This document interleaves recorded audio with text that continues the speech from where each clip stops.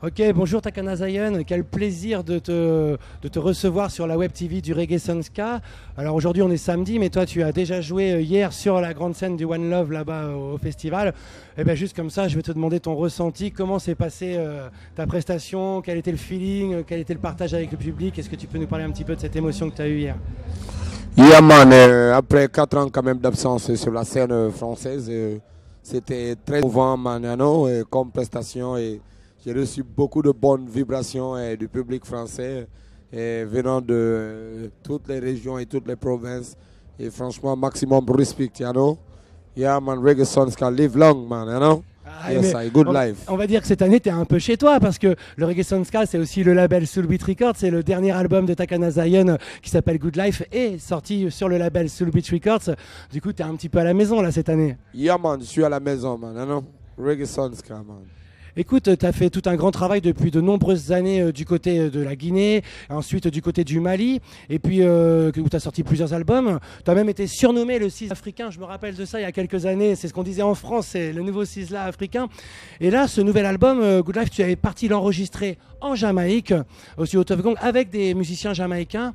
Comment s'est fait ce choix? Pourquoi avoir transporté ta musique de l'Afrique à la Jamaïque? Est-ce que c'était une volonté artistique d'aller aux sources du reggae?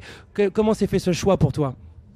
Yeah man, on avait fait, merci pour la question, on avait fait une première expérience avec Rasta Government déjà en Jamaïque, mais ce n'était pas dans le studio de Bob Marley, c'était à Hariji avec différents musiciens, Sly Domba et tous les musiciens de Uptown. Et ensuite, voilà, je suis venu avec le concept de Good Life à Tuff Gong pour moi. Et toujours les meilleurs musiciens de reggae se trouvent en Jamaïque, tu vois. Donc à chaque fois que tu travailles avec eux, franchement, c'est une nouvelle expérience. Ça m'a donné beaucoup de force et ça m'a donné beaucoup d'ouverture aussi dans mon chant et dans ma façon de percevoir la musique. Mais justement, il y a le côté musique.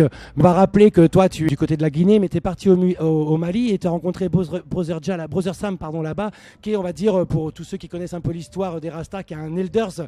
Et je pense qu'avec lui, tu as aussi suivi un petit enseignement Rasta. Est-ce que le fait d'aller en Jamaïque, c'était aussi plonger dans les sources de Rasta et d'aller un petit peu comme une mission comme ça, à rencontre d'où vient le mouvement?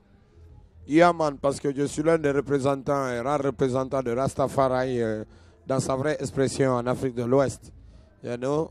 Je n'ai pas de communauté en Guinée à part ma femme et mes enfants avec lesquels j'exerce ou je pratique ma foi. Mais le travail par rapport à Rastafari que j'ai fait a touché toute la population guinéenne, commencé par les autorités jusqu'aux enfants. Et donc ça c'est une bénédiction, man. You know? C'est une bénédiction. King Selassie et Samson, il nous a beaucoup apporté spirituellement.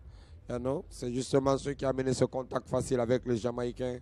Parce que ça les étonne aussi de voir qu'il y a des gens qui sont engagés dans la foi par rapport à Sa Majesté.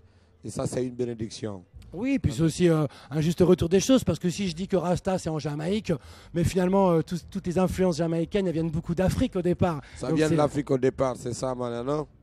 Ça, et justement dans ce dernier album Good Life, là tu parles de famille, des enfants, de ta famille vraiment très proche.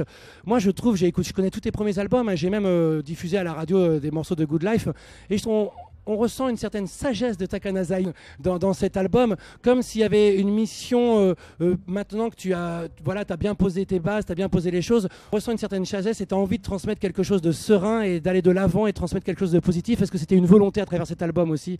Yeah man, c'est cette volonté-là, yeah, man, que j'ai appelée Good Life, man, you know?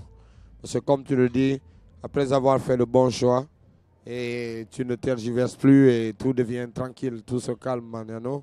Et de cette sérénité-là, il y a beaucoup d'inspiration, il y a beaucoup de bonnes vibrations.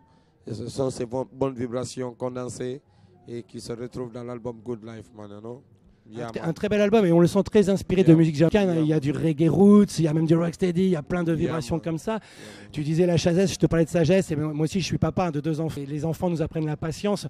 Et en parlant des enfants, est-ce que maintenant que tu es allé enregistrer ce nouvel album en Jamaïque, qui est distribué sur un label français, qui est distribué internationalement, est-ce que toi tu as envie de retourner en Guinée, là où sont vraiment tes bases, ta terre, ta famille? Est-ce que tu as envie d'apporter quelque chose suite à tout ton travail, toi qui es un peu un représentant de la Guinée en dehors des terres de Guinée? Est-ce que tu as envie de proposer des choses là-bas, de t'investir vis-à-vis justement des enfants? Parce qu'on sait qu'en Guinée, on va pas dire que la vie elle est tous les jours facile, c'est pas simple. Est-ce que toi, tu as envie de t'investir peut-être comment socialement ou politiquement ou philosophiquement dans des choses concrètes en Guinée? Ah, yeah, man. Socialement, je suis très impliqué en Guinée, non? Les responsabilités qui pèsent sur mon fardeau, c'est à peu près les mêmes responsabilités pour un maire ou un gouverneur ici, tu vois. Et donc, voilà, je n'hésite pas à faire des dons en prison, je suis les personnes les plus démunies et dans la cité Solidarité. J'essaye d'assister le peuple autour de moi au maximum que je peux, tu vois. Et à partir de la musique que je fais, à partir de mon influence aussi, et pour placer des gens ici et là. Et aussi, comme on appelle, je paye des cours d'anglais gratuits pour les jeunes dans mon quartier, tu vois. Je participe à beaucoup Un vrai investissement. tu vois. Yeah, man. Justement, est-ce que c'est pas difficile quand on est Rasta, quand on vit ce Rasta au fond de soi, d'arriver et d'être bien accepté par les politiques? Est-ce que malgré que tu sois guinéen dans ton pays, le fait d'être Rasta, les portes sont toutes ouvertes, ou est-ce que c'est quand même un combat au quotidien pour arriver à faire des choses? C'est pas facile du tout. C'est un combat à un niveau, à un certain niveau, et tu comprends les choses et tu essayes de plus porter que de dire forcément des choses qui rangent les uns et les autres, parce que on peut toujours les exprimer notre volonté d'une manière plus sage, man, non? C'est ça les heights, non? C'est le height, c'est ce qu'il faut partager. On dit toujours, cette terre ne nous appartient pas, nous l'emprunte aux enfants. Voilà. Donc on essaye de faire notre maximum, mais d'être en paix surtout avec tout le monde. Ça ne sert à rien de chercher des problèmes avec les gens, ou que, tu vois, Rastafari il peut être très mal jugé, mais à chaque fois, finalement, on lui donne raison, man, tu vois. Les autorités, ils m'acceptent en Guinée car ils trouvent que je suis un jeune courageux. Je suis au-dessus de la mêlée, man, non? Et je consacre toute mon énergie. Et sur mon travail, j'investis là-dedans. Et je n'ai pas peur d'investir, c'est ce que je fais musicalement. Donc, je ne suis pas en train de me chercher dans la musique. Je fais la musique parce que je suis vraiment passionné. Et je sais ce que je suis en train de faire là-dedans. Tu vois, contrairement à beaucoup qui essayent de s'enrichir là-dessus, man, non? Yeah, man, quand ils n'ont pas d'argent, ils sont déçus, man, non? On n'arrêtera jamais de faire la musique, man. On peut dire que pour Takana Zion, la musique c'est un outil pour transmettre les choses et arriver à concrètement réaliser des choses pour l'avenir. Ben oui. Et justement, l'avenir de Takana Zion, 4 ans qu'on ne t'avait pas vu en France, tes retours sur un gros festival, sur le plus gros festival reggae de France. C'est quoi est-ce qu'on va te revoir en France? Est-ce que tu vas faire une tournée? Il va y avoir plusieurs dates. Est-ce que tu vas aller jouer en Afrique? Quel est l'avenir sur scène de Takana Zion pour cet album Good Life? Yeah, man, je pense qu'il y a des tournées qui sont en train de se préparer. Il y a des tournées qui sont en train de se préparer. Je ne vais pas me presser de dévoiler, mais il y a beaucoup de dates qui sont déjà en vue. Je donne le soin à Soul Beat et Music Action et de les balancer. Et de les donner et de les officialiser sur ma page Facebook et Instagram and Ray.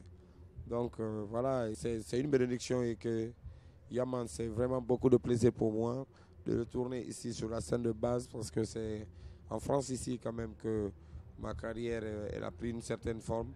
Donc c'était important non seulement pour moi et pour tout le peuple de Guinée, de l'Afrique. Je parle de Bamako, je veux parler du Ghana, que Takana vienne sortir son album ici, parce que c'est de là que le truc il est parti maintenant.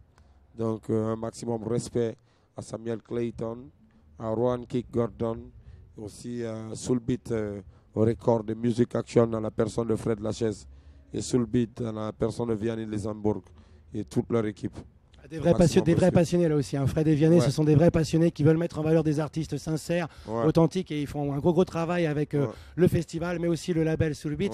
Tu parlais de Samuel Clayton Jr. qui a ouvert des portes à de nombreux reggaeman, aussi bien africains que même français, qui fait un gros travail en Jamaïque pour essayer de produire de très très belles choses. Mais on a aussi la chance de trouver un featuring avec Bunny Weller sur ton album. Alors comment s'est fait cette rencontre? C'était un choix de ta part? C'était un choix du label? C'était une vraie rencontre humaine? Comment ça s'est fait cette rencontre avec Bunny? Man, cette rencontre s'est rendue possible grâce à Rowan Kick Gordon Maka et un de ses amis, Dana, que son âme repose en paix aujourd'hui. Il y a un Jamaïcain qui m'a dit hier dans le festival qu'il est passé. Donc voilà, on est allé chez lui. Ils l'ont vraiment parlé de moi. Ils étaient tellement convaincus de moi que le vieux père il a accepté. Il est venu chanter les psaumes 133.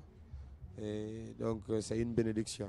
Bah écoute, on va juste te souhaiter plein de force pour l'avenir, plein de belles choses. Encore merci à toi pour le concert que tu as donné hier. Et puis on espère te retrouver très vite sur les scènes pour diffuser ce message sincère, ce message Rasta authentique, avec de la bonne musique comme on aime. Qu'est-ce qu'on pourrait souhaiter de mieux? Plein de force, Takana. Yeah, man. Merci infiniment. C'est à moi de vous remercier aussi. Merci à toi d'être disponible comme ça et de venir partager ta vibration avec nous. One love. Merci, Takana. Yes, Thanks so yes, much. Merci beaucoup.